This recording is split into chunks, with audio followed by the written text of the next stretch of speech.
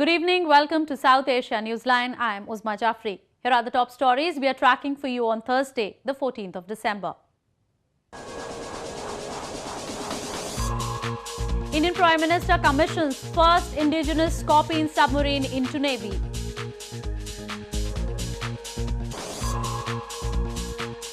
Police in Afghan capital Kabul launches crackdown on illegal arms.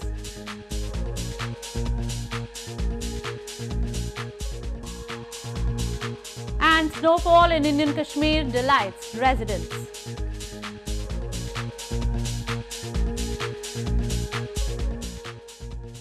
And now for all the details. Indian Prime Minister Narendra Modi on Thursday commissioned India's first modern conventional submarine, INS Kalvari, into the Navy's fleet. He said INS Kalvari is an excellent example of Make in India and hoped every defence vehicle from helicopter to submarines will be made in India.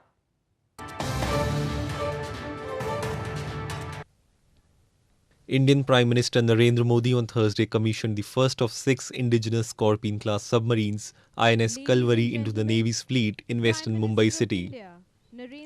INS Kalvari, a non-nuclear submarine, is powered by a technology that ensures an extremely silent diesel-electric motor, making it very difficult to detect underwater. It is capable of launching crippling attacks using precision-guided weapons and launching torpedoes both on surface and underwater. Prime Minister Modi said that the submarine is an excellent example of Make in India and expressed hope that every defence vehicle from helicopters to submarines will be made in India. इसे बनाने में भारतीयों का पसीना लगा है, भारतीयों की शक्ति लगी है। ये मेक इन इंडिया का एक उत्तम उदाहरण है। मैं कलवरी के निर्माण से जुड़े हर श्रम योगी को, श्रमिक को, हर कर्मचारी का आज हृदय से बहुत-बहुत अभिनंदन करता हूं। He further thanked France for extending cooperation in building the Scorpene-class submarine and said it also represents the rapidly growing strategic partnership between India and France. Peace in Indian Ocean, which is the lifeline for global trade, is better off with Kalvari and her follow-on submarines. Therefore, they serve a very common but a public purpose for India, and other nations rely on this ocean. The Scorpenes are being built by the state-owned Mazagon Dock under Project 75 of Indian Navy with transfer of technology from French naval contractor DCNS. The remaining 5 will be delivered to the Navy by 2020. A huge round of applause. Voting was held for the second and the final phase of assembly polls in India's western Gujarat province on Thursday. The outcome of the elections is being seen as acid test for Indian Prime Minister Narendra Modi, as his Bharatiya Janata Party or BJP is seeking a 5th term in power. The election results will be announced on December 18.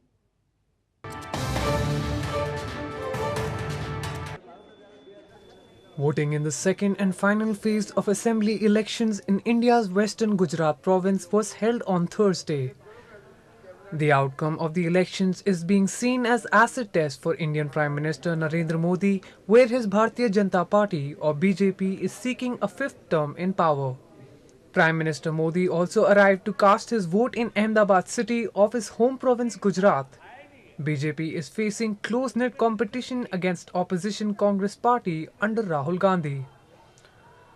Prime Minister Modi has himself led the campaign to ensure that his party retains power, crucial for him to maintain his invincible image ahead of the 2019 general elections. In the second stage of assembly elections, 851 candidates are in the fray for 93 seats spread across 14 districts of North and Central Gujarat. Prime Minister Modi's close aide and BJP chief Amit Shah was also among over 22 million people voting in the polls. The election results are expected to be announced on December 18th. In news from Afghanistan, a week-long campaign against illegal arms and cars with tinted windows has been launched by police in Afghan capital Kabul city. The move is part of efforts to collect illegal weapons to curb violence. Police in Afghanistan's capital Kabul on Wednesday launched a week-long campaign against illegal arms and cars with tinted windows as part of its efforts to curb violence. However, the police faced quite some challenges while ordering powerful persons and government officials on the first day of the campaign to remove black plastic sheeting from car windows. But the Afghan Interior Ministry has said that the rules will apply to everyone, regardless of their position. افرادی که تخلف میکنه و به اشاراتی و به دستوراتی که در چک پوینت ها برشان داده میشه اقدام نمیکنه و توقف نمیکنه طبعا که با او مطابق با قوانین افغانستان برخورد جدی میشه. Meanwhile, a number of persons who employ armed guards for their security raised questions about the nature of the campaign. تا 3 یا 4 میل گشت میتونن، یک تاجر تا 2 میل گشت میتونن. اینا باید یک طرح معلوم کنن. این شکل نباشند که یک قانون یکسان نباشند و کسایی که پیکا و راکت بگردن. The Afghan police also expects to expand the campaign into other provinces once it is wrapped up in Kabul. The Interior Ministry says that the distribution of licenses for arms will be completed in 4 phases within 6 months. More on news from Afghanistan. Afghanistan's mixed martial arts fighter Baz Mohammad Mubarez is nowadays preparing for a world championship to be held in the United Arab Emirates next year. Mubarez, by taking part in such fight, aims to hoist his country's flag at international events.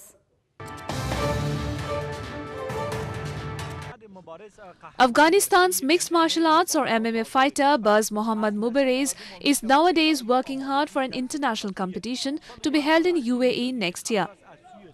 Mubarez, who is a professional MMA fighter, has fought with different fighters from Europe, USA, Russia and other countries in the past. He has won 9 competitions in his fighting career so far and aims to hoist his country's flag in international level championships. تمریناتم خیلی نتیجه خوب داده از آمادگی‌های خوب برخوردار هستم قرار است سال 2018 این سال مسابقه که پیش رو دارم اشتراک بکنم و بتونم با یک روحیه خوب با یک آمادگی خوب حریف خود شکست بدم و افتخار بزرگ یک بار دیگر به نام افغانستان. Mubarez is currently undergoing training in Thailand and will continue it till January 2018. He will then leave for UAE on January 20 to take part in the MMA Championship, which is being organized by the International Mixed Martial Arts Federation. International aid agency Red Cross on Wednesday said life has stopped in Myanmar's Rakhine province after hundreds of Rohingyas fled the country, escaping violence that erupted after a military crackdown in August. A Red Cross official made the remarks after a 3-day visit to the remote area.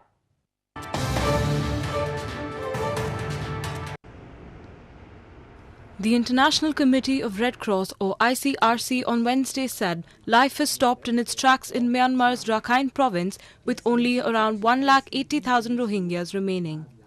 The violence following a military crackdown in Rakhine since August drove over 650,000 Rohingyas to neighbouring Bangladesh and other countries. The remarks by ICRC were made after a 3-day mission to Myanmar's Rakhine province. Life has stopped in its track because people are simply scared to even leave their villages, access their fields, go to the markets, and there are hardly any people moving around, and you can really see that life has come to a halt. ICRC is one of the only aid agencies to operate in Rakhine province after Myanmar's military waged a campaign the UN has called ethnic cleansing in response to the violence that erupted in August. Myanmar and Bangladesh signed an agreement last month for the voluntary repatriation of hundreds of thousands of Rohingyas within several months. In news from Nepal, Left Alliance of Nepal, CPN-UML and CPN Maoist Centre has taken the lead in the first past-the-post vote count and is now leading in proportional representation counting. Leaders under the alliance in Nepal's Kavre district celebrated the victory with their supporters on Wednesday.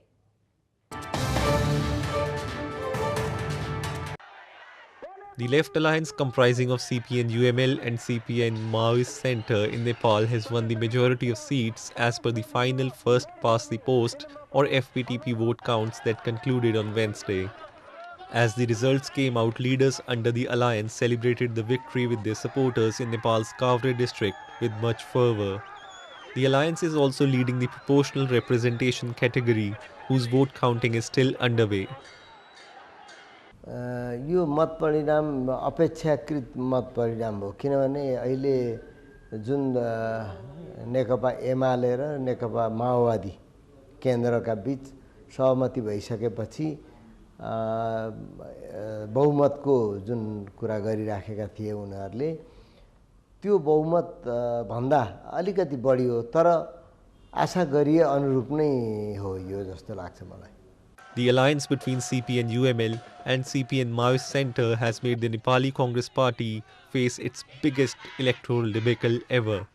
Now the left alliance, with majority of seats in their hands, is expected to form a new government in the country. Fresh and heavy spell of snow and rain are being welcomed in India's northern Jammu and Kashmir province. The seasonal drop in mercury caught locals off guard and they were seen with umbrellas on roads.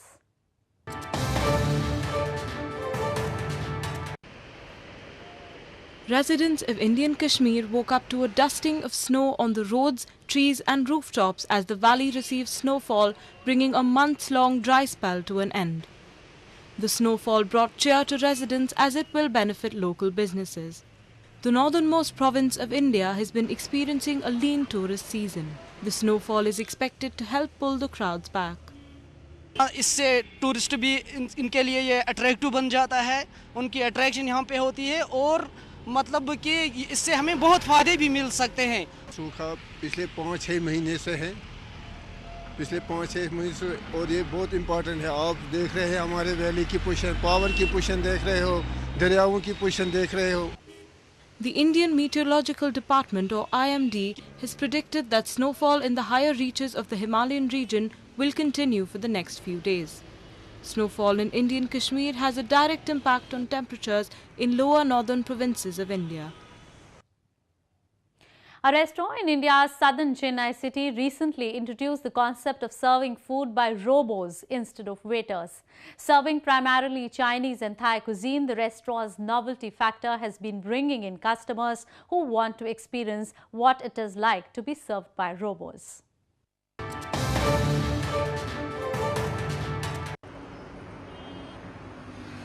A restaurant in India's southern Chennai city has brought up a new concept of serving food to its customers by robots. The restaurant has 4 tray-wielding humanoid robots serving dishes to the guests. At the restaurant, customers can order food primarily without interacting with the waiter.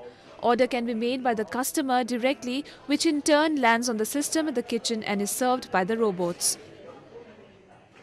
So we researched for quite a bit for almost 1 year. And we tried out different theme restaurants, designs and all that. And later on we finally decided that we could do something different, which is not there in India. That is when we decided on the robot theme restaurant, when we could bring robots to actually bring the food. I have seen these in a lot of abroad countries. So that is when we decided, okay, why not bring it to India. We didn't expect such quick delivery and all that. It is very quick and they're very interactive and we are enjoying along with the robot. Use of service robots is a common phenomenon in many countries. The demand for service robots is expected to accelerate in the next 3 years. Robots are already used to perform tasks such as assisting medical surgery, milking cows or moving objects around warehouses. However, they have become more popular for domestic and personal use in recent times. Well, that's all we have for you from South Asia this evening. Now our viewers can watch the show on southasianewsline.com. You can also visit us on facebook.com/SAsiaNewsline and follow us on Twitter @SAsiaNewsline. That's all in tonight's edition. We will see you same time tomorrow. Good night.